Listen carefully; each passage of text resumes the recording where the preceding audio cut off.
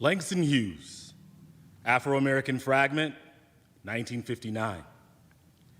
So long, so far away is Africa. Not even the memories alive, save those that history books create, save those that songs beat into the blood, beat out the blood with words sad sung in strange un-Negro tongue. So long, so far away is Africa. Subdued in time lost are the drums, and yet through some vast mist of race, there comes this song. I do not understand this song of atavistic land, of bitter yearnings lost without place. So long, so far away is Africa's dark face. Welcome to Almost Live's season finale. This will be a reader's event with Lyndsey Ellis and special guest, the Donna Woodall Trio. I'm Charles Payne, and I'll be your MC for tonight. And if you haven't guessed it, I'm a spoken word artist, and I would like to read you a piece I wrote, Dead End, by Charles Payne. When I break down the word passion, I get pass, or I, or myself, on, or endlessly. I won't give my body away to a Dodge Challenger, hell-bent on running over protesters. I won't give my sight away to roadblocks, shattering police car windows, eyes burning like tear gas. I won't give myself away to a black woman whose body will be used as target practice as she rests in her home. Martyrs go extinct like panthers that are black. I must ignore my darkness in the mirror, forget its ugly projection of coded language written to destroy looters like me. Is it because I have a face that's dark and smooth, nostrils that snarl with too much attitude, a tongue too silver and slick for conservative speed, lips too wide for whiteness to kiss with any comfort, cheeks that blush red as cherry blossoms do during morning dew, eyes powerful and dark like two crystallized coals, with a mind, a Motor City mind, that assembly lines every time a piston misfires and breaks another black body like fragile statues that look blue in the moonlight. No one will help me run underground from where the rickety slave ships brought me. I can't find a railroad where it is safe enough for me to jog. My life is a never-ending pursuit of giving myself away. Thank you. We also want to take a moment to thank our sponsors, the Sugar Maple Music Festival, the Gandy Music Festival, Hidden Timber Books, and all of our generous donors. Speaking of donors, Victoria, will you put a link in the chat so you can make a donation to the Stoughton Opera House so they can keep bringing great talent like this tonight. Now I would like to welcome up Christy Craig of Hidden Timber Books.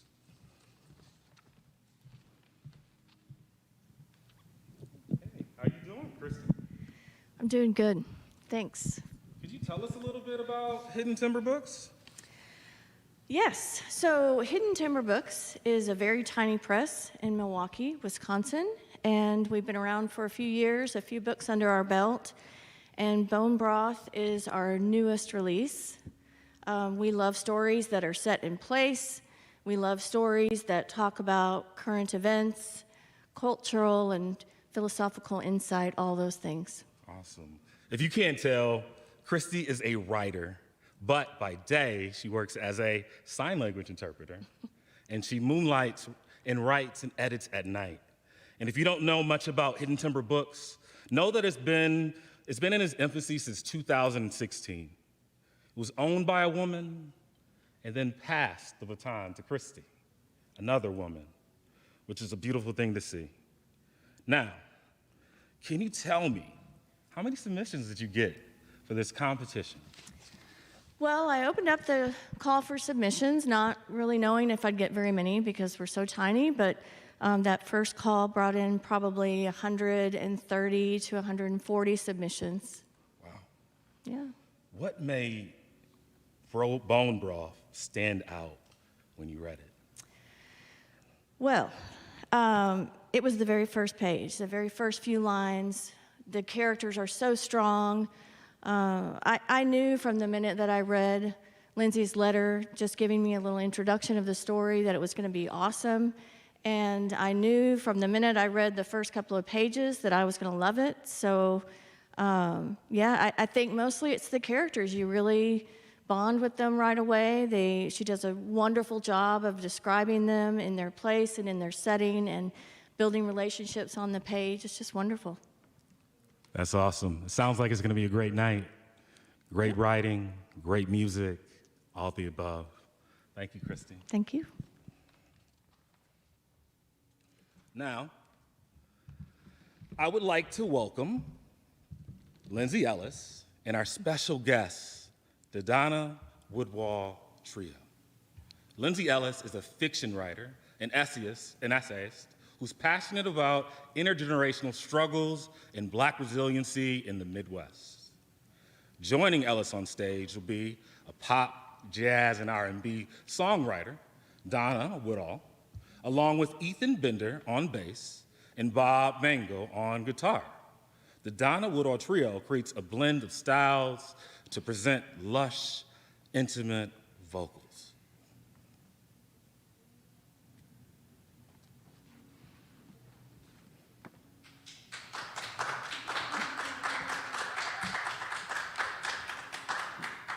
Thank you so much for that introduction, Charles, and your words. Wonderful poetry. I love it. Thank you, Christy, for being here and for helping us set this up. And Stoughton Opera House, you guys are amazing. I don't know what else to say. So I will just get started. I guess we'll take it away, and I'm just going to read some excerpts in between you guys hearing some great music from Donna Woodall Band. This first piece just kind of introduces the main character, Justine, of the book. She's pretty much the matriarch of this family living in St. Louis, Missouri. And I'll just, kind of read it, and I'll just let you make your mind up about her and her community, and just to see how her and her friends and her family interact with each other.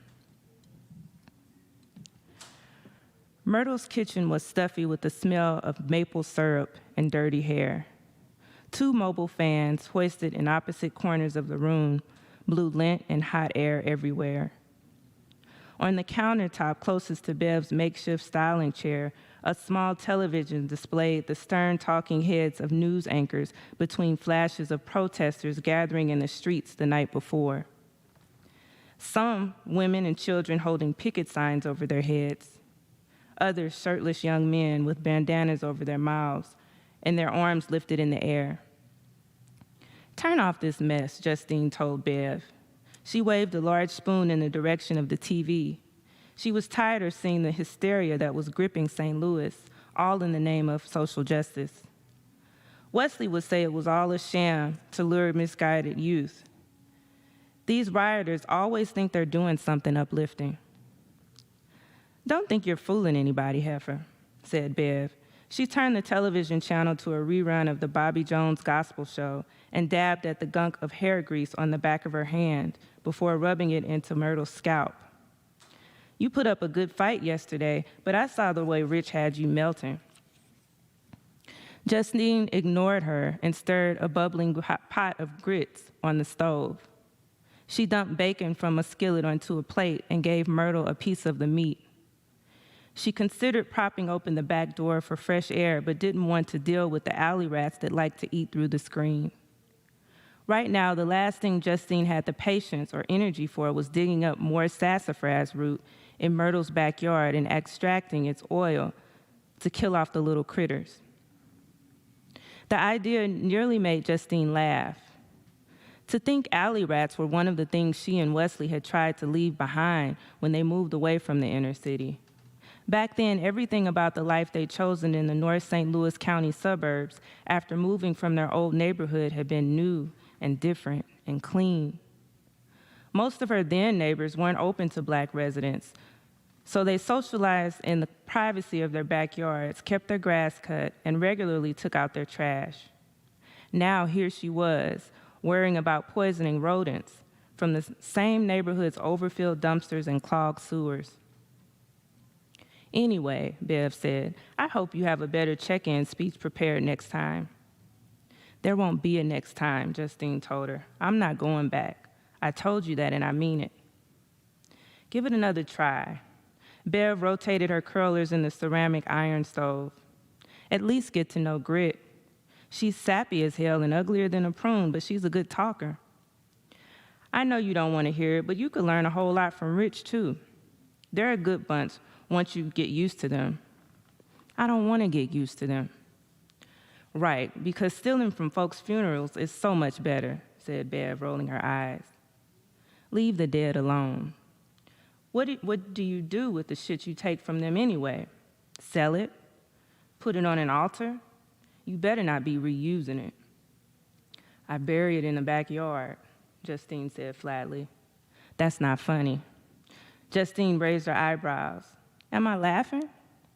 Well, shit, you're burying something, Bev said. Wesley's gone, okay, and he's not coming back, thank God. Whatever you've got bottled up in you, it's got to come out one way or another. Or else you're gonna end up like Beans. I wouldn't trade a day I spent with my husband, but I knew something in him stopped clicking right. Bev covered Myrtle's ears with her hands. Same for this one right here, she whispered. Justine looked at Myrtle and remembered the woman she saw from her bedroom window almost 30 years ago. The way Myrtle clawed at the stretcher's bloodied sheet the night they brought home the dead body of Pete, her oldest grandson. Pissing down her overalls, she was so mad. Breaking a police car's window with one of her high heels before several officers tackled her to the ground. That mouth of hers, working and twisting like some demon doll. Quit talking about me like I'm not here. Myrtle bucked her eyes and knocked Bev's hands off her head. Her faded dungarees hung off her sickly thin body. The ruby pumps she still insisted on wearing looked busted and small on her flat feet. Justine gulped back the emotion forming in her throat. Hush and put this in your stomach, she said, and gave Myrtle more bacon.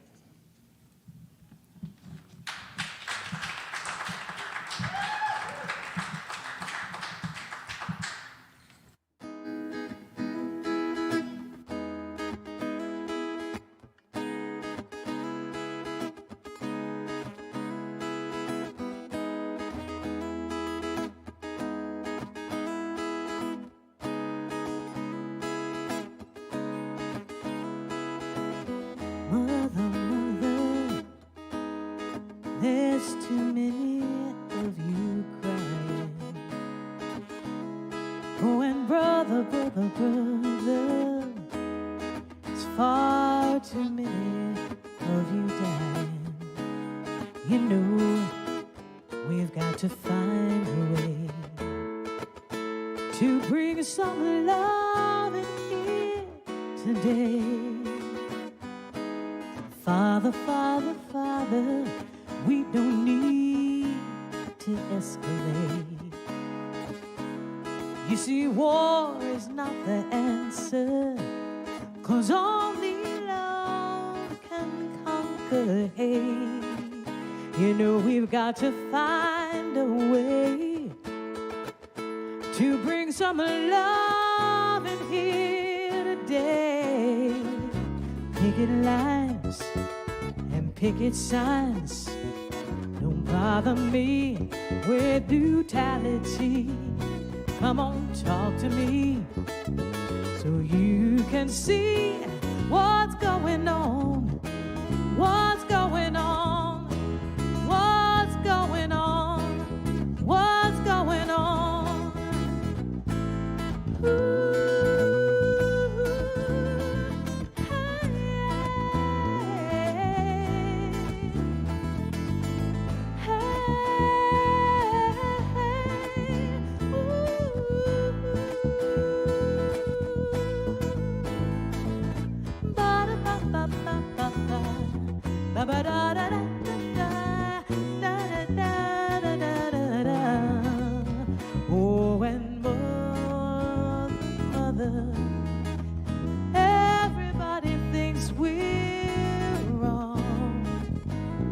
Oh, but who are they to judge us? Simply because our dreads are long. You know we've got to find a way to bring some love in here today. Picket lines and picket signs, don't punish me with brutality. Come on and talk to me so you can see what's going on. Oh, what's going on? Oh, what's going on? Tell me what's going on. What's going on? What's going on? What's going on? What's going on? Oh.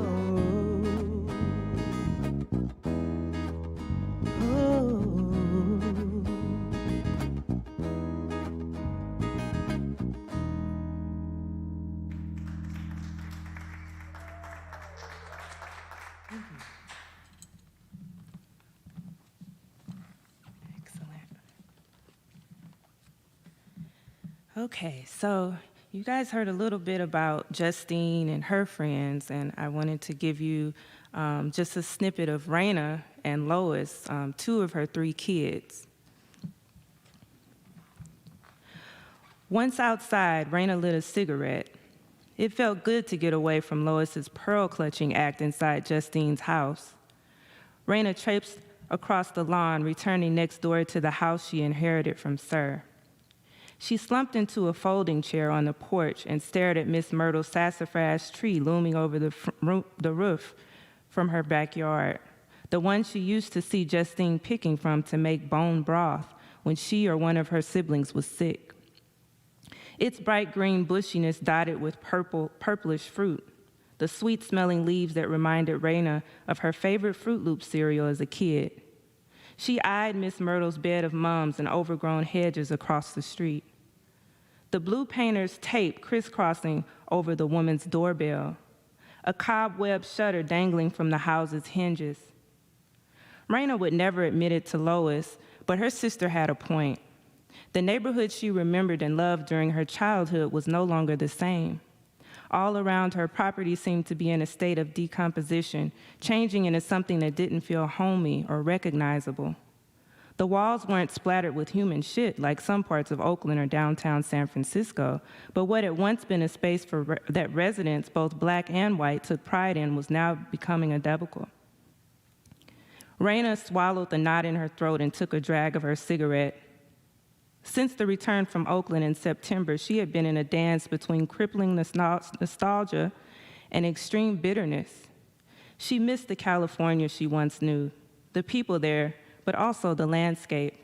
She craved San Francisco's dreamy fog, the taco trucks and hills of colorful homes in Oakland, the Pacific Ocean gleaming from the docks of the Berkeley Marina, and the vast beauty of Stinson Beach. The Bay Area expanded Raina's world in ways she'd never imagined. She enjoyed books and friendships during her stint at UC Berkeley in the late 1980s, before moving on to dabble in film and nonprofit life. When that ran its course, she immersed herself in grassroots organizing. There was no sense of permanency in the years that flew by, just new opportunities constantly forming. Now back in St. Louis, the only places where Raina came close to feeling that alive was in pockets like the Delmar Loop or Maplewood. Sometimes she explored South City's Tower Grove area, but resented what was once dismissed as a seedy section morph into a new urban renewal project for hipsters. Raina would have loved to wrap the recent experiences in her hometown into a neat, pretty box and label it transition. But the reality was clear. In a 3-month span, the last 20 years of the life she'd created for herself in the Bay Area came crashing down. She was left fighting to reconcile 2 paths, 2 regions, 2 worlds. Next door, Lois emerged from Justine's house. She retrieved a jumbo nail kit wrapped in a gold ribbon from the trunk of her car and bounced across the street to Miss Myrtle's house, where she placed the box between the main entryway and the gated screen door. "What's she gonna do with that?" Raina asked. Keep her feet clean, said Lois, returning to Justine's driveway. Raina imagined Miss Myrtle, once a short, stocky woman in high heels and men's overalls, crouching over her bed of chrysanthemums, a six-pack of Stag beer leaning against the porch's handrail to jumpstart an afternoon of gossiping and people-watching with Justine. The Miss Myrtle you once knew is no longer there, Raina pointed to the weeds on their neighbor's lawn. Her brain died with Pete. You remember Pete, right? Lois's face twisted in disgust.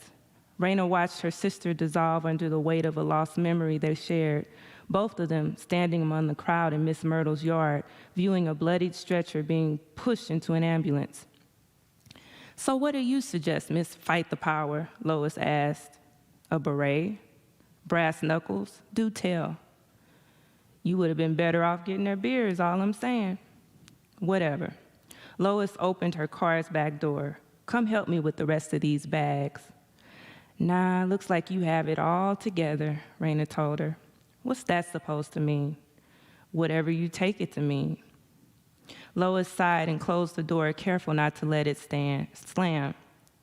Why is everything always a struggle with you, she asked Raina. This isn't California. You don't get points here for being the rebel. I guess it's more fitting to be the puppet.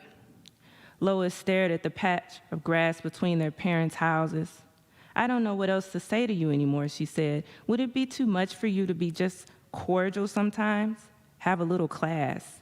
You get along much better in the world. Says the woman who never left St. Louis. Lois put the grocery bags on the ground and marched closer to Sir's house. Raina could see the large vein that protruded from the middle of her little sister's forehead whenever she was angry. That's right, said Lois. Forgive me for being too concerned with priorities while you and Ahmad were away doing God knows what. Raina sat up, her temper rising. She knew it was only a matter of time before Lois started hurling Ahmad into the conversation and letting her suspicions get the best of her. You're on that again? Raina flicked the ash accumulating from her cigarette in her sister's direction. For the 100th time, why the hell would I sleep with Ahmad? Say what you want, Lois told her. All I know is while you two were busy trying to reinvent yourselves, I was building a career, helping our parents, raising my son. A darkness spread over Lois's face as the mention of Quentin. Raina knew the conversation had gone too far. Still, as much as her nephew's death hurt Raina, she wasn't about to let today be centered on Lois's trials. She wasn't going to give her sister the satisfaction of being a victim by consoling her. If that's what Lois needed, which she almost always did, she could run back to Justine and they could lose themselves in each other's misery. Raina frowned, her nostrils flaring. She took one last drag of her cigarette, smashed it on the bottom of her shoe, and went inside Sir's house.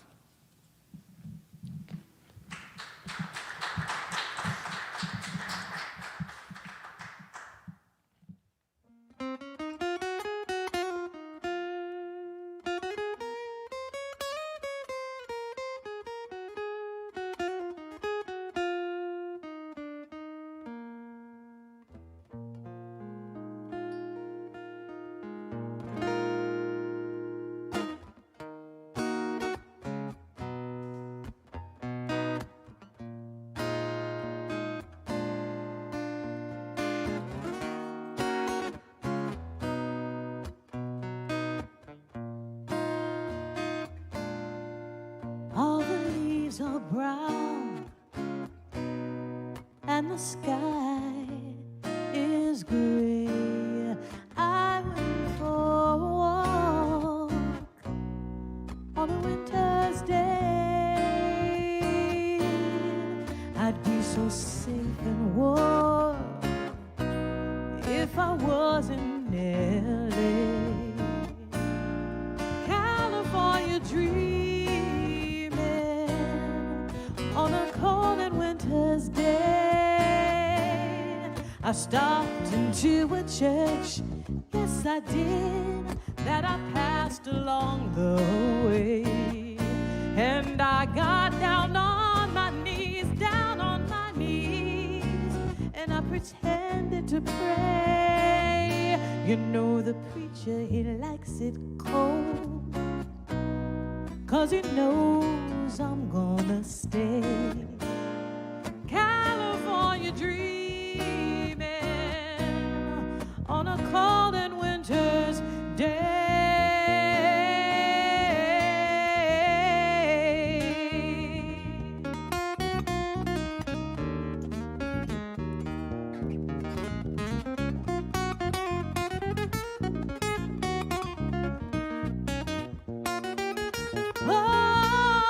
Oh, the leaves are brown and the sky is gray. I went for a walk on a winter's day. I would be so safe and warm if I was in LA. California dreaming on a cold and winter's day. On a cold and winter's day. On a cold and winter's day. Oh, oh, oh. California dreaming. California dreaming. I said I'm California dreaming. Oh, I know it's just a dream. I wanna go back there. Said I'm California dreaming. Oh,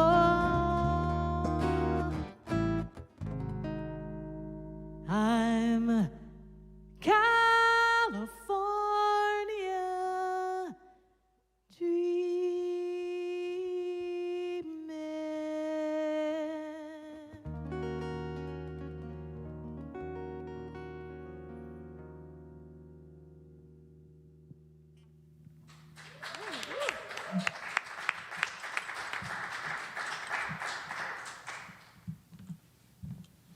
Oh my goodness, can I just keep listening to y'all?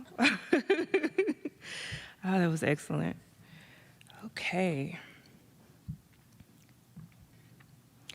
The sassafras tree in Myrtle's backyard looked puny against a day that was struggling to open its eyes. Not at all like the massive shadowy trunk with twisted mittens for leaves that Justine was used to seeing over the years. The way it was out of sight should have made her feel secure and relieved, but it didn't. With every glimpse of the delicate greenery folding in on itself, Justine felt like something was collapsing inside her, becoming scabby, hardened, and gnarled like the tree's bark. Her skin started quivering, as if hundreds of tiny invisible bugs were crawling over her. To distract herself, she plucked the tree's smallest and closest leaves next to the bright yellow flowers that firmly announced spring's arrival, and hoped it wouldn't be noticeable that so many of them were already gone. What the hell's that gonna do? Bev disappeared into the morning stick fog and returned, holding dozens of larger leaves. She split them between both of their baskets. I don't need that much, Justine told her. It's not all for you, heifer. What about the girls? Raina and Lois won't go near it. They both think it's a health hazard now, toxic or something. Bev laughed and snapped a twig over her knee. Well, the activist and the saint can kiss my contaminated ass. I haven't caught the flu bug since '87, and this skin here stays clear and smooth as black satin. Just think about how long we've been using good old sassafras for tea and broth. Years, Justine said. Never did us no harm. She didn't bring up the whispers about a handful of women they grew up with in Pruitt-Igoe. The ones who turned up pregnant and couldn't stand it. Ethel, the middle-aged nanny from Harlem who made moonshine in her bathtub and sold it to the tenants. Ida, the third floor's rising thespian turned waitress turned stripper who threw the best record parties in the building. Or Margaret, the bully in their 8th grade class who once baptized a girl with Nair in the sink of the girls' bathroom. and others whose names Justine couldn't remember. All of them desperately seeking the cheapest way out of motherhood, believed the rumor about downing a teaspoon of sassafras oil and suffered more because of it in one way or another. Nerve damage, paralysis, even death. "That's right," said Bev. She leaned in so close, Justine could smell the tobacco juice on her breath. "Maybe you can have Rich use the root in one of his good old Creole meals sometime." "Shut up, wench." Justine bit down on her bottom lip to keep from smiling. "You know he misses you at group." "Let him miss me." "It really wouldn't hurt to go out with him, Justine." "Will you stop?" Justine hissed, bothered by Bev's suggestion. Was it just her making jokes again? When Bev arrived earlier, did she somehow see Rich sneak out Justine's side door to where he parked his Lincoln Town car in the back alley? Had he mentioned anything at the elders group in Justine's absence? She vowed never to see him again if she found out he opened his mouth about them. "You ain't no fun," said Bev, placing another piece of snuff in the side of her mouth. She told Justine about what she missed at the last elders support group, which Rich had already told her, but Justine listened anyway, mostly to distract herself from the anxiety squeezing her. Bev smirked and squeezed Justine's shoulder. "What are you doing for your big day anyway, Miss March Madness? Any plans besides letting me dye those roots?" Justine knocked Bev's hand away and eyed the fog as it started to clear. She didn't want to think about her birthday, much less talk about it. What good would it do to dwell on getting older, especially when she hadn't pictured it this way? Sleeping with a man who wasn't Wesley and liking it. Making funerals the highlight of her day, allowing more snippets of the past to press into her system. "The kids are taking me somewhere later this morning. It's a surprise." Bev narrowed her eyes. "All of them?" "Yes, heifer, all of them." They lollygagged in Myrtle's backyard for a while longer, picking at flowers and arranging seeds. Eventually, the day grew wide awake, giving them a bold sun. After Myrtle was put inside and made to take her blood pressure pills, they settled on the front porch steps of Myrtle's house and took turns drinking from a jug of ice water.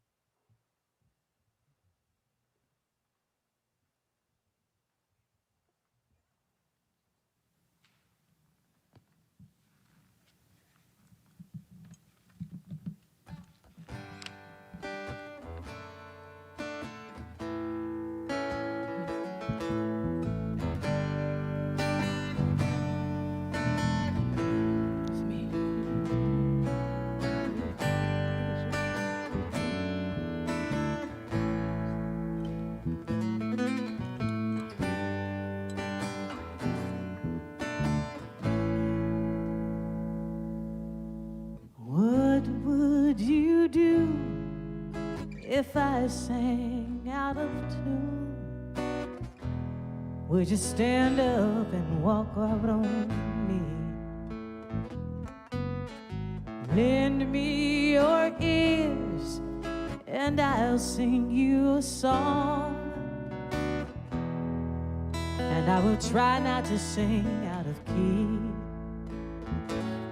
I get by with a little help from my friends. I get by with a little help from my friends.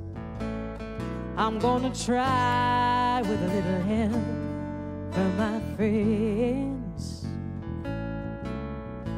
Oh, oh, oh.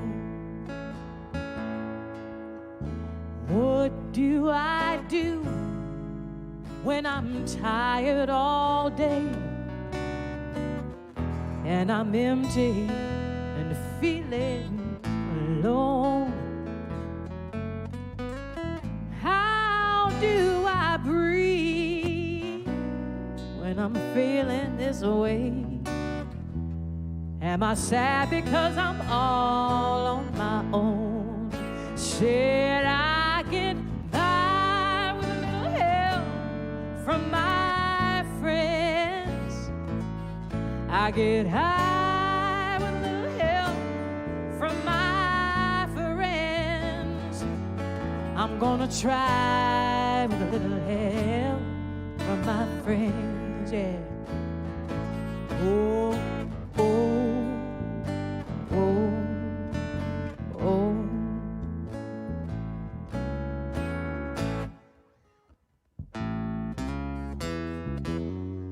Do you need anybody?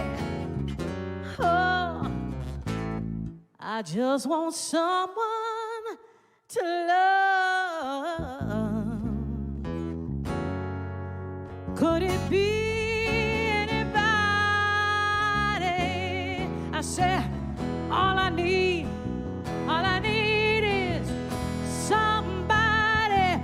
I get by with little help from my friends.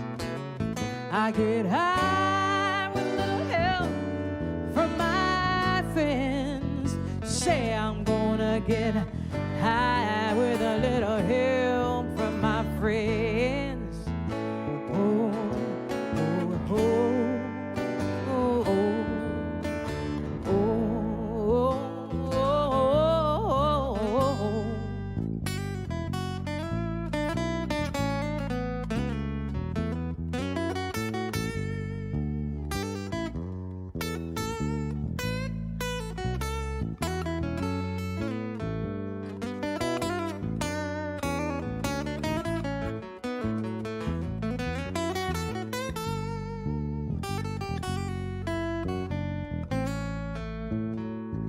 Said I get by with a little help from my friends.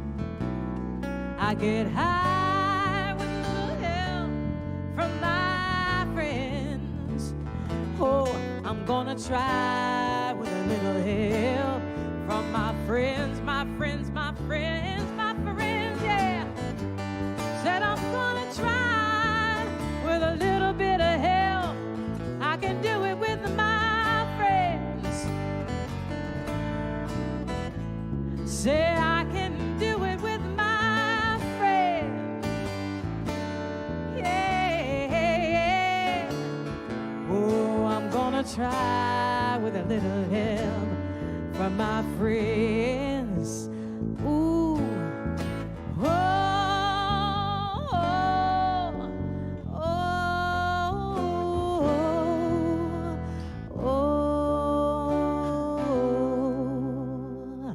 My friend.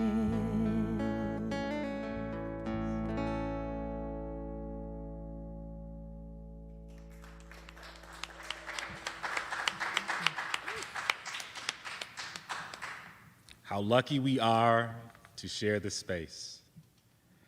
We're gonna have to go to a short break, but I want you to stay where you are, because we have more Lyndsey Ellis and more Donna Woodall.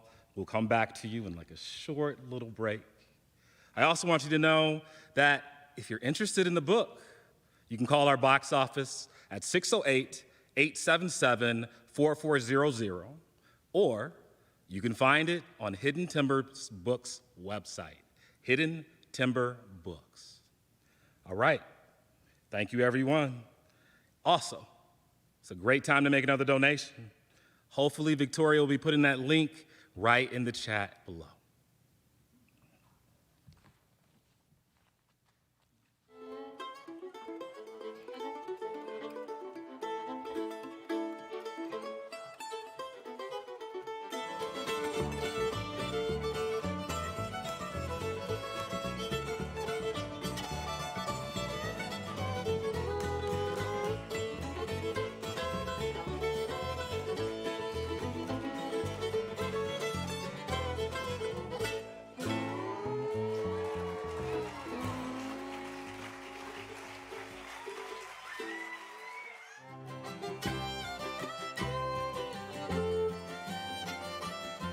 A lot of these folk instruments are tools for social interaction.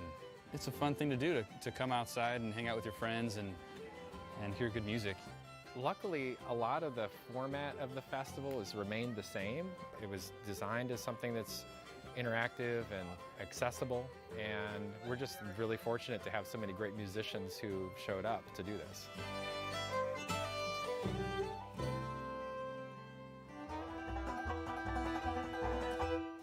I remember sleeping, skimmed to stars in a stand of pines. We are looking for the ability to connect to music, the ability to be stirred emotionally by music. These styles just kind of permeate everything. It's timeless music. I see the variety is becoming even more eclectic, which is really fantastic. Sugar maple is one of the best ways to hear this music because they're not trying to change the music, they're just trying to show and introduce it to more people.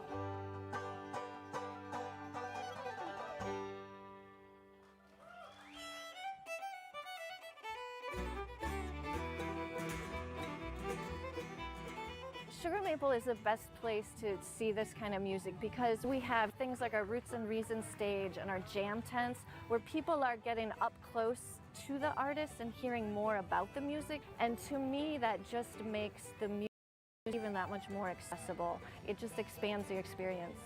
We're about the music, that's why we're here. It's completely volunteer driven. We get our finances half from the ticket sales, but then the rest from donations.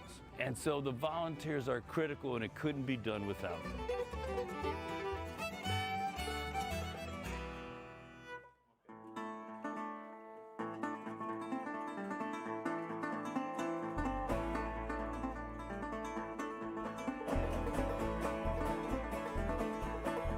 It was the second year of the festival that we came. It just drew us in, and ever since then we have taken this festival, put it on our calendars, and scheduled our summer around it.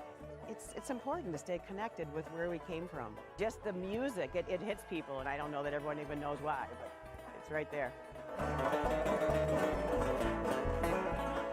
That first year that I played, I brought my entire family up with me, but we fell in love with it so much that we've been up every single year since. So this is a yearly occasion for us.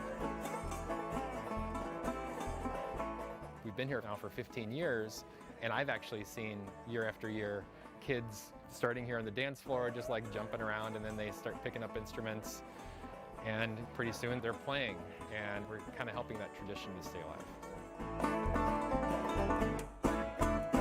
Thank y'all. I don't know what to say. You guys are awesome. Thank you so much.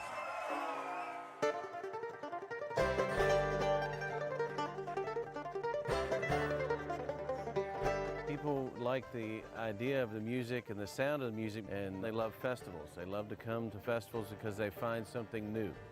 They find a new music, a new band, something they've never heard before. We have to have festivals. We have to have them for the music to grow. And it's a beautiful setting here, that's absolutely for sure.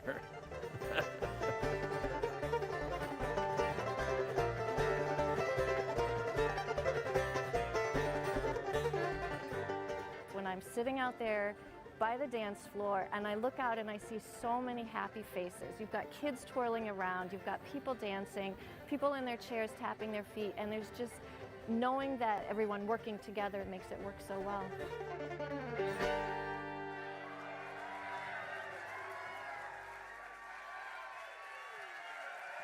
Thank you, folks. We appreciate you tonight. Thank you so much.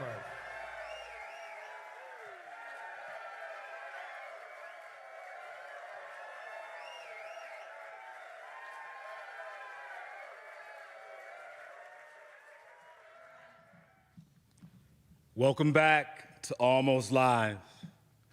As you can tell, tonight is our last show because it's magical. We're here with author Lyndsey Ellis and the Donna Woodall trio. I have a few questions I would like to ask our author. First off, could you tell us what it was like working with a small press? And have you done that before? First of all, it was amazing. This was my first time. It's my debut novel, and I just loved it. I loved working with Christy. Just the collaborative process was amazing. There was a lot of creative control, and we just, we got along very well just from the beginning of things. Very genuine person, and she just took me in and really connected and really was so thoughtful and wanted to know, my vision for this, and we kind of put our visions together, and here we are. Well, it turned out great. One thing I really love about your work is that you push your setting pushes your characters forward. And it's hard not to fall in love with St. Louis. It reminds me a lot of my home in Detroit. D-Town? Yeah. I'm wondering, have you kept up with those low-income housing units that you have in your book? Are they still around today? That's a good question. So just to give a little background about Pruitt-Igoe, which I recommend everyone go do some research on it. It was one of the first housing projects, in America that came out roughly around the 1950s. And when it first came, when they first built it, it was supposed to be like this experiment and exactly what it sounds like, a project. And it was integrated. There were blacks and whites there. And one was in the Pruitt building, one, was designated for the Igoe side. But as time progressed, as you know, with white flight, a lot of white people started moving to the suburbs, and a lot of the blacks who couldn't, necessarily afford to, or they just wanted to stay there, decided to stay. And eventually, over time, the area just got very dilapidated, and they just fell, the upkeep fell by the wayside, unfortunately. So after that happened, they had to figure out, well, what do we want to do with this? It just became very crime infested. It's just very horrible living conditions for anybody to live in. And they eventually decided, well, we got to get rid of it. So unfortunately, the way they decided to get rid of it was kind of mind-boggling, and still is to me, and I'm sure a lot of people. They actually publicly raised it. They blew it up on national television in the early 70s. And all those people that were still there were basically uprooted and displaced. And so this, really helped formulate a lot of the ideas in my book, because I'm thinking, well, what about the people? Like, what happened to those people? Where did they go? Were their whole families? What did they do? How did they feel? And, it was just I really just wanted to humanize that, because you only hear about the buildings, you never hear about the people. So, now it's basically it's going to be like a geospatial place, and they're just basically, it's a whole different community. It's they're just trying to build it up and revitalize, so to speak, and they're really trying to set it up to be like very high income and have like a lot of well-paying jobs there, and people come out, and it's just a whole community within a community. But I really recommend anybody who's more interested in it, definitely do your research about it. And definitely read the book, because you do an incredible job saving stories of a very real place. I know it's fiction, but it's historical fiction. I can tell you've done your research. Thank you. Now, Donna, are you okay if I ask you a quick question? Today has been just a beautiful night of collaboration. We've heard how our authors collaborated with their press. What was it like for you, a musician, to collaborate with this author? Well, this was fantastic, because we share a common background. I'm from St. Louis, and we actually did not know that at first when we got together. So it made this just even more special to be able to contribute to that, to hear those words, to hear when you gave me the passages and the book and things, and to look and to read those places and people, and to have that common tie. So that was really a great thing. And then just sitting down with you, through Zoom, the world of Zoom. Yes, exactly. and going through, and to me, it was just such a fun process to take her words, these wonderful words, and to find snippets within those passages, and then to pair the songs with it. So it was just a lot of fun. It sounds like a lot of fun. Had either of you done a project like this before? Because it's flowing really natural tonight. Yeah. I haven't. I don't know about you, Donna. I have not. So this was really just a fun opportunity. Yes, magical. I'm also gonna beg for an audiobook because your reading of your passages is amazing. Thank you. So I hope the audiobook, you get to read it and see it through because it is gorgeous. Those are the questions that I have for today. You guys are about to get right back into it, and I'm gonna step off, but I'll come back out. I'm excited to hear what you guys do next. Cool. Thanks, Charles.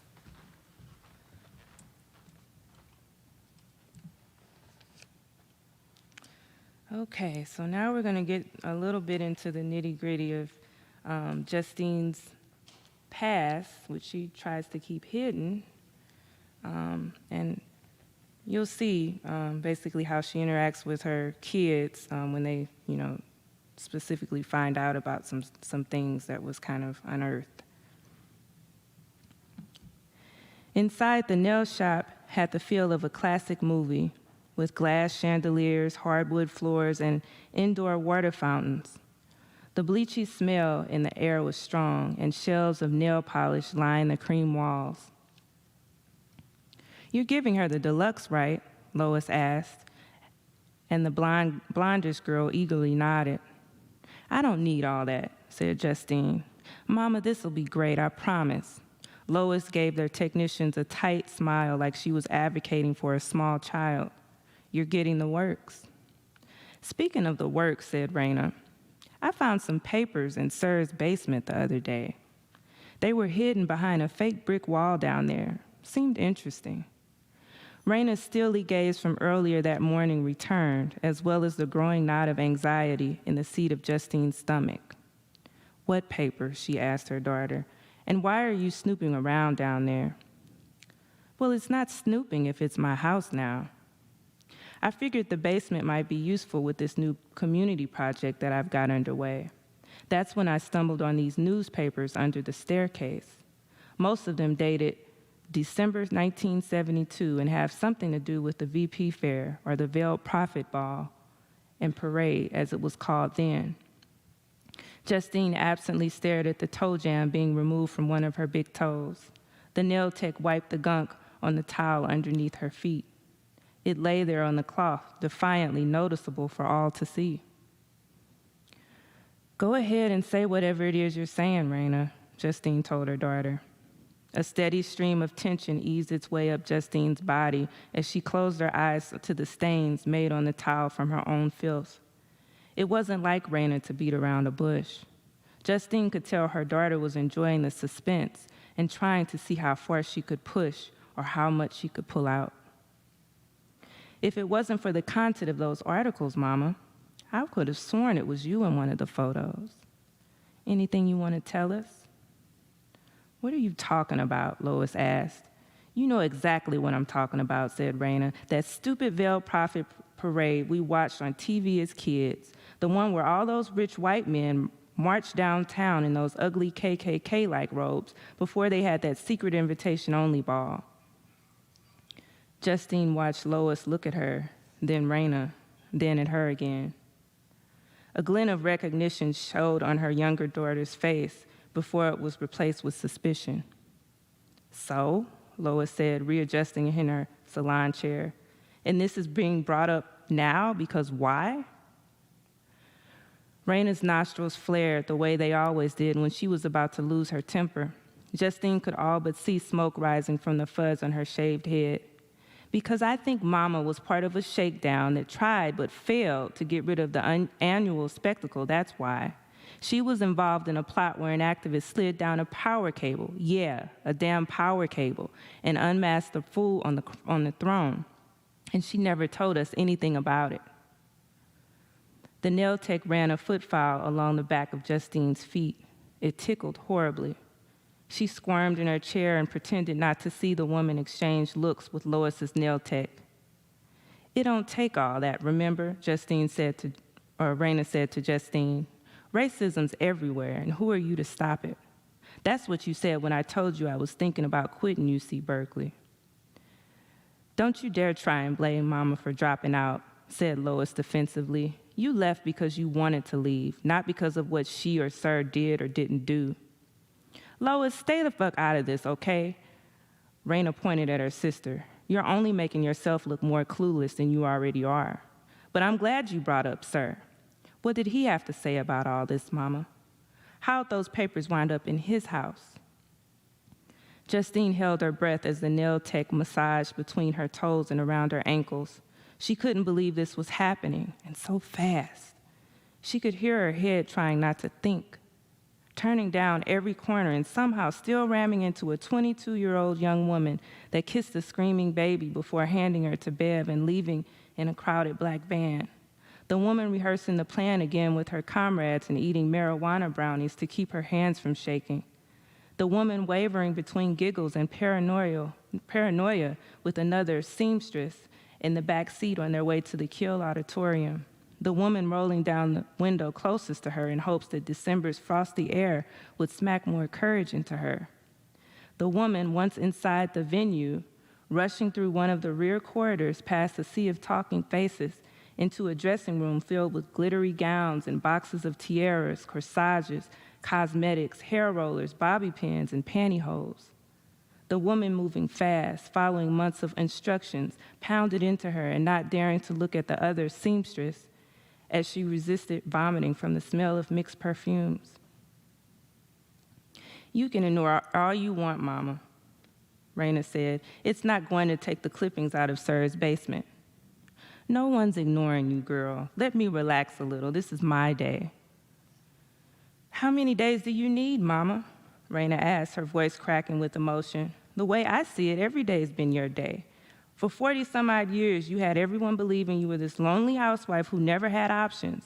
Must have been nice to make Sir into the bad guy when it served you, and in the next breath go around praising his hard work for helping us keep up with the Joneses. Respectability, my ass.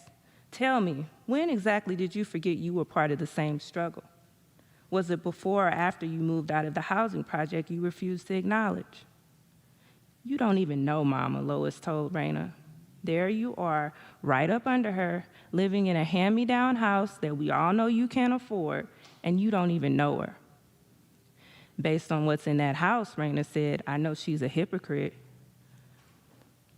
Someone dropped something breakable, maybe the TV's remote control or one of the manicurist's table lamps. Justine sat dazed and helpless. She could nearly hear Wesley shouting at her, demanding that she take control of the situation unfolding before her, that no child of his, not even Raina, had the right to speak to her parent that way. He'd ordered Justine to do something, anything. Was she really just going to sit there and let this happen? Why the hell wasn't she moving? Raina Jonelle Holmes, Justine said, pulling herself out of the memory. I don't care if you ever like me enough to understand me, but you won't go around calling me a hypocrite or any other name. If it wasn't for me sacrificing and living the way you say I chose to live, you wouldn't have half the opportunities you like to hear yourself complain about. Really, what struggle do you know, other than what you caused yourself? You walk around here with your butt on your shoulders and barely have a pot to piss in. You're the one who had the choices, and being Raina, you squandered them. Don't bash me like I'm the loser when you never learn how to play the game. Snickers and whispering came from the waiting area. Justine counted the grooves in the hardwood floor and waited for her cheeks to stop quivering. When she looked up, Raina's chair was empty, and she was sitting on the curb between two parked cars with her back to the salon's window, a steady stream of cigarette smoke floating around her. I didn't mean that, she told Justine once they were all outside. Raina, I know you, she said. You mean everything. Justine got in the car and pressed the lock button before her eldest daughter could open the back door. Mama, Lois gave Justine that look like she should be the bigger person. Shut up, Lois, just drive. Before they could pull away, Raina bent down to look at Justine one last time through the open window. The facts are there and you can't change history, she said. You can't wear two faces, Mama. Someday you have to choose.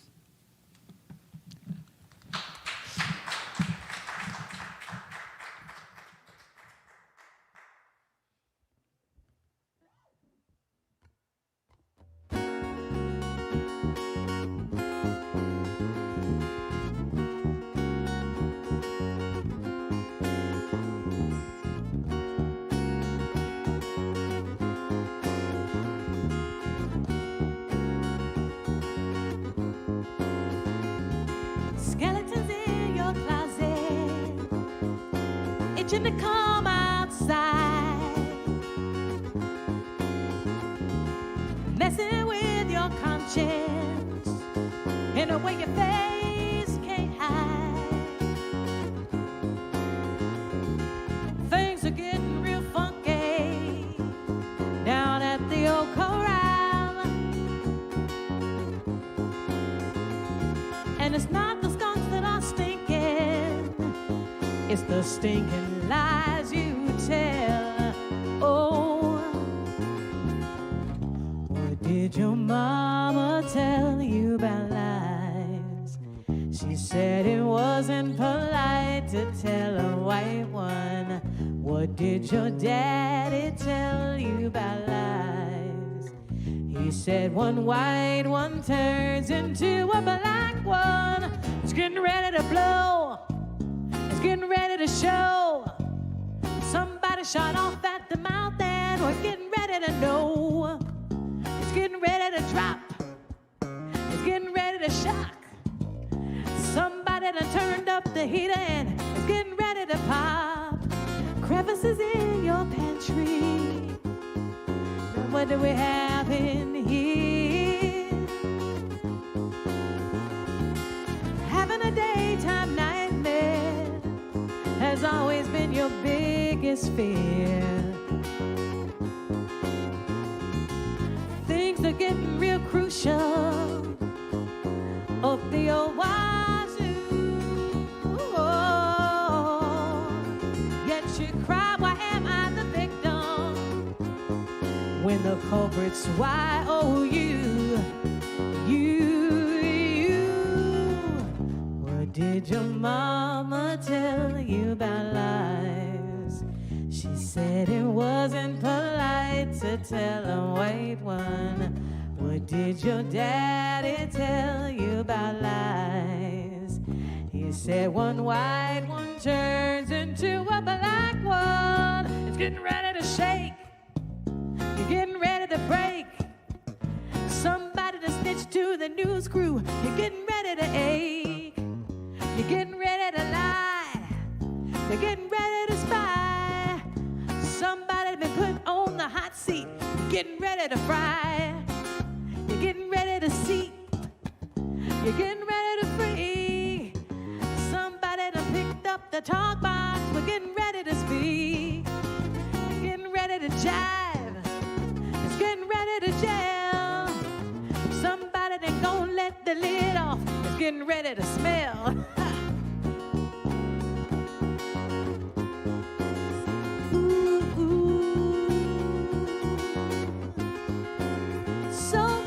Skeletons in your closet. Girl, you got skeletons in your closet.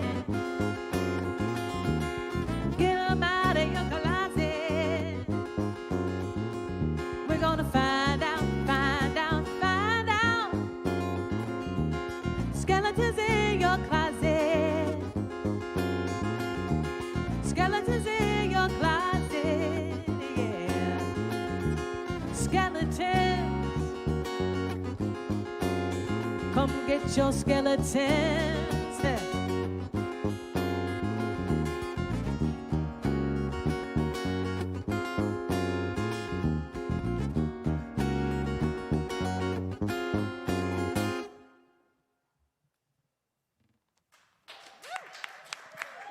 Thank you.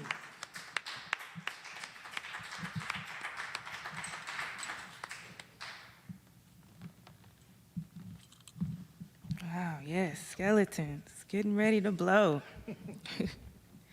So for this last part, I just wanted to read a piece where you see, a lot of things have happened, transpired in the novel, and Justine is feeling a little change, and this is like a little piece of her transformation, so to speak.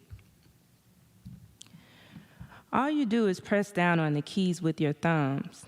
Bev tapped the keypad with her shears, her sculpted nails brushing against Justine. As soon as Justine tried to peck the little buttons, letters from the alphabet flooded the search box. Random tabs popped open that she couldn't make disappear. No, heifer, like this. Bev dropped the shears in the sink and yanked the phone from Justine. She punched the pad with her thumbnails, her fingers expertly flitting across the screen. Okay. Justine snatched the phone back from Bev before Bev could see Rich's message. If she couldn't control who got a hold of her past, she figured the least she could do was still have some say over her current private life. Still can't believe how quiet you were at group yesterday, Bev said. Get off my back. I went, didn't I? Yeah, but the whole point is to talk. There's a reason we meet, you know. Well, you talked enough for both of us, Justine reminded her.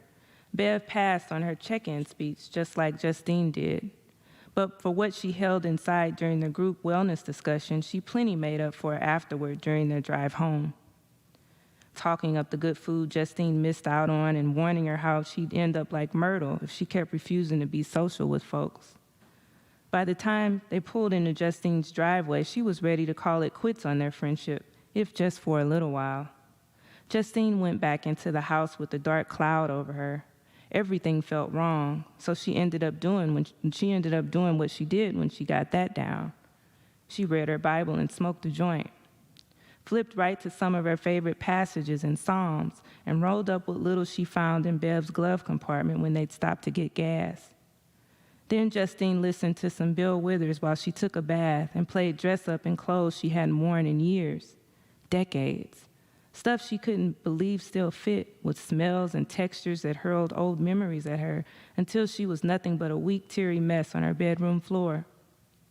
Justine realized that nothing she'd stolen from funerals, flowers, jewelry, handkerchiefs, could compare with what she rehashed that night. Crucial moments she tried to bury inside herself or replace completely with other people's crucial moments came back full force. Just thinking about it put her on the verge of imploding. Cut it all off, Justine told Bev. She stared at her best friend through the mirror. Bev put her hand on her hip. Do what? You heard me. Why? Just do it. The shower head's drip seemed like it was getting louder. Muttering to herself, Bev disappeared and returned with a large towel. Thought you just wanted a quick, easy trim, she said, hurling the cloth on the floor around Justine's feet. Took me 6 years to get your hair this long and healthy. Now you want to go do something stupid. You sound scared, Justine said. Bev knelt in front of her on the closed toilet, her slender palms hugging Justine's knees. Justine, I know these past few months have been rough for you. I mean, hair is just hair, but still. Her voice trailed off and her gaze, too. Justine got the feeling she was being refused, bargained with. When Wesley died, she said to Bev, all the neighbors came by, and they weren't just coming by to offer their condolences. The last thing I wanted was to be smothered in pity, but I found most of them just wanted to meddle, to see what all Wesley left me so they could try and take it. I wanted to tell them so bad, not a damn thing, but it was none of their business, so I didn't open my door for days. Not to you, not to the kids, not to anyone. No one belonged in this house but me and God. We were the only two I could handle or trust or... It was Justine's turn to trail off. She started thinking about things that had nothing to do with Wesley's death, like her kids who'd taken pains to better understand the person she was before any of them were alive or even thought of. Things that happened so fast. Pruitt-Igoe's demolition in the spring of '72, the displacement of her family and closest friends. At that time, Ma was a wife and full-time mother and had spent nearly 2 decades working in produce at the same grocer. And she was made to leave the housing project she called home before it was destroyed, with only a suitcase and the urn filled with Pop's ashes. There was no way she and Justine could or cared to talk about it openly, even when Ma was finally given a new place to live, only 2 years before she died. What were they supposed to say to each other? Gee, remember when that happened? Justine couldn't let it go, not in the way Ma wanted her to. Ma dealt with it her way, as did Wesley and Bev. Justine dealt with it differently. She did what she thought was right at the time. Months after Pruitt-Igoe was destroyed, she joined others in the crusade to unmask and ultimately dethrone the veiled prophet for the sake of winning back the dignity and basic rights of herself and the people she loved. In that moment, she finally recognized how her part in the scheme, as small as it seemed, recovered so much humanity. But the plan backfired. They lost. Case closed. So Justine vowed to give up her days as an undercover freedom fighter. No more secret meetings with the group she'd forged a strong bond with while Wesley was away at work or tending to one of his affairs. No more nothing. Thinking back, Justine couldn't believe she stuck around and allowed Wesley to change the course of her path. But it happened, and why Raina had taken it upon herself to throw everything back up in her face now was outrageously ignorant. Folks love to pick at the untold, sometimes simply because it was untold. Everyone always wanted to know why, but sometimes there was no why. There was just things people did or didn't do. Please, Bev, Justine said aloud, don't be one of those meddling folks. Do me this favor just once, simply because I asked. I just want the ends gone, the relaxed part. My roots can stay. Small puddles formed in Bev's eyes. She squeezed Justine's kneecaps. Then give me the damn scissors. I'll do it myself. The shears wound up in Justine's hand and then in her hair. Bev snatched them from her and began snipping until shiny black strands fell around Justine like black feathers. Justine looked at nothing as one hand gripped the other in her lap. When Bev was done, she rose before her legs could freeze and stared at her reflection in the mirror. Her mind flashed unwanted snippets of a young woman with her memories of televised blasts turning vacated buildings, once her home, into mountains of gray powder on that fateful day in April '72. She saw the young woman on that cold December day of the same year in the Sears uniform she borrowed, hot and red and mad and wanting room to spread. She was there as instructed by her comrades to keep tabs on the dressing room behind the Kiel Auditorium while she mended the gowns of those debutantes, all hoping to be crowned and dance with the hooded figure, the veiled one. In the mirror, Bev stood behind Justine and sucked her teeth, hands on her hips. A mess of short, tough, uneven black hair sat like a halo around Justine's face. There she was, or the person she was once becoming.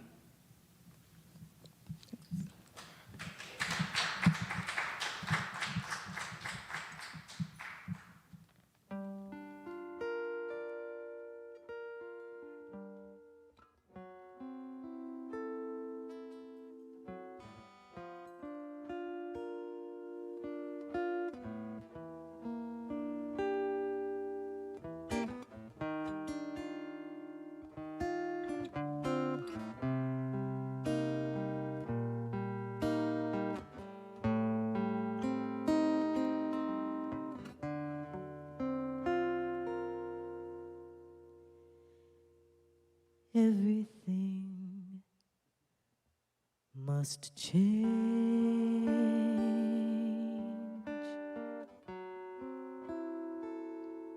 Nothing stays the same.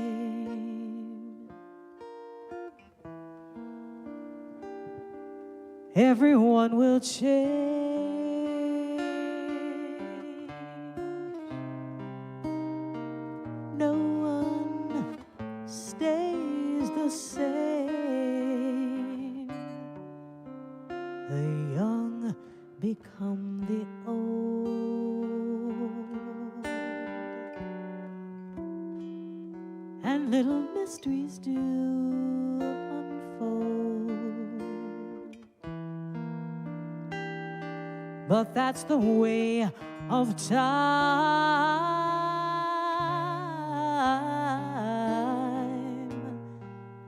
No one, nothing goes unchanged.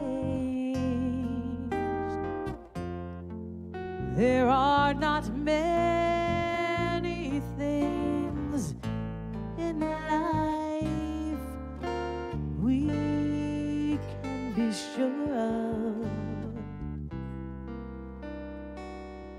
except rain comes from the clouds, sun lights up the sky, and hummingbirds do fly.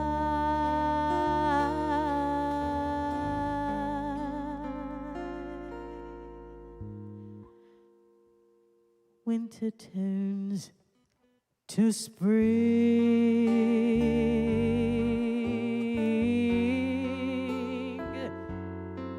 and a wounded heart will heal, but never much too soon. Oh, everything will change. The young become the old,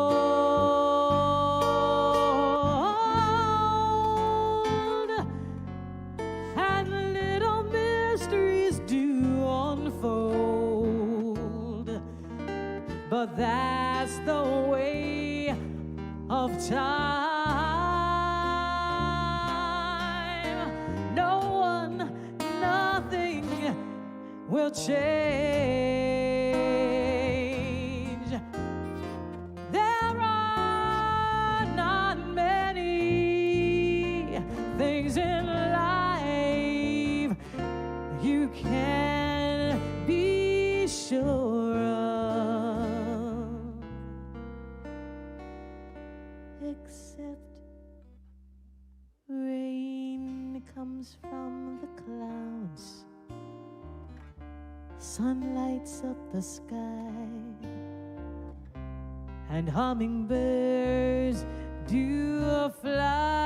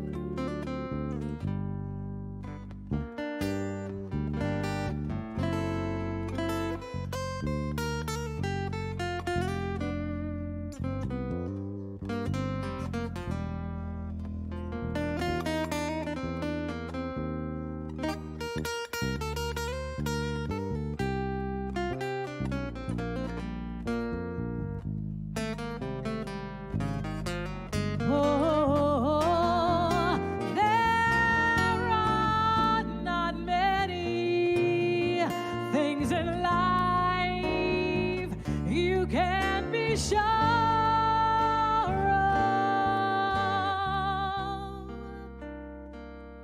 except rain comes from the clouds, sun lights up the sky, and hummingbirds do fly. The rain comes from the clouds, and the sun lights up the sky, and hummingbirds do fly. Oh, the rain comes from the clouds, and the sun lights up the sky, and hummingbirds, oh, they fly, they fly, they fly, oh, they fly,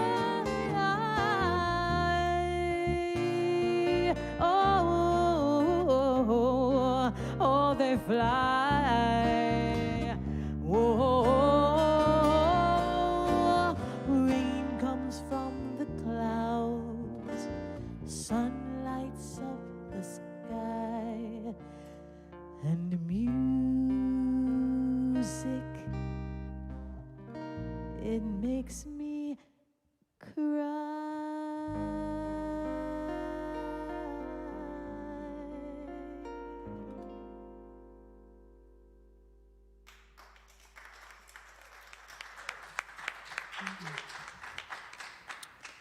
Well, I'm crying right now.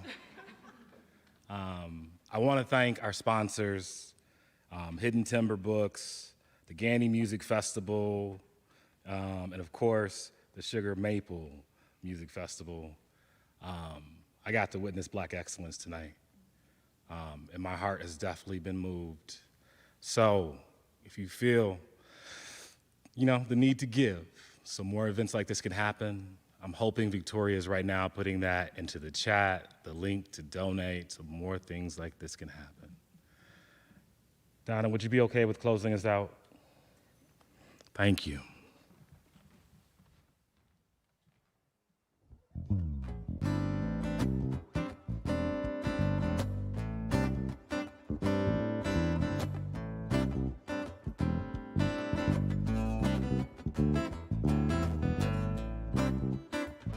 We're going to do a song right now that's actually a Donna Woodall trio original tune that I wrote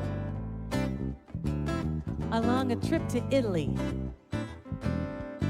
And I was just thinking about how wonderful life was and how it's been good. Kind of like this evening's been such a wonderful experience.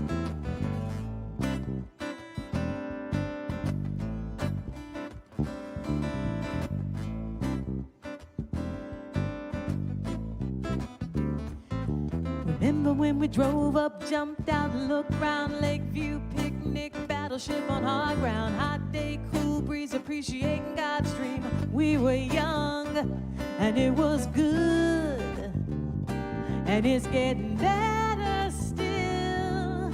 You hold me with a single look, control me with your will.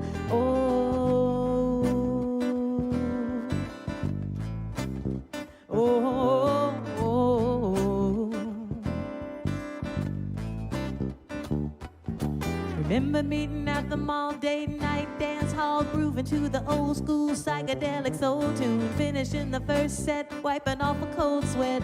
We were young and it was good, and it's getting better still. You hold me with a single touch, control me with your will. Maybe when we're older we'll start acting like we should, but I'm not 110, and it's been good. It's been good. It's been good. It's been good. Oh.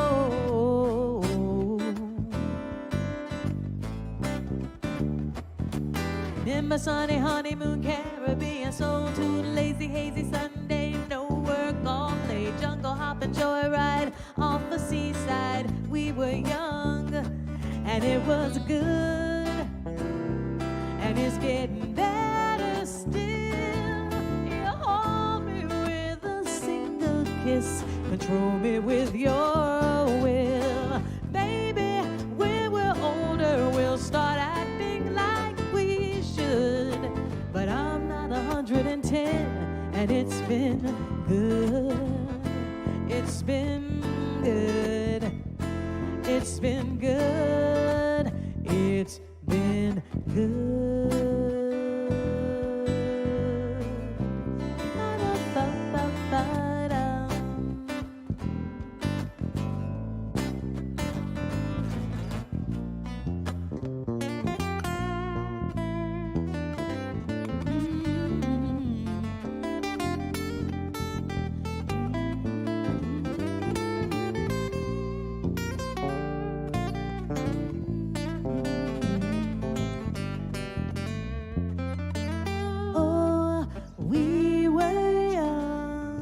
Was good, and it's getting better still. You hold me with a single kiss, control me with your will. Baby, when we're older we'll start acting like we should, but I'm not 110, and it's been good. It's been good. Oh, it's been marvelous, wonderful, oh so very special, very, very, very, very good. It's been good.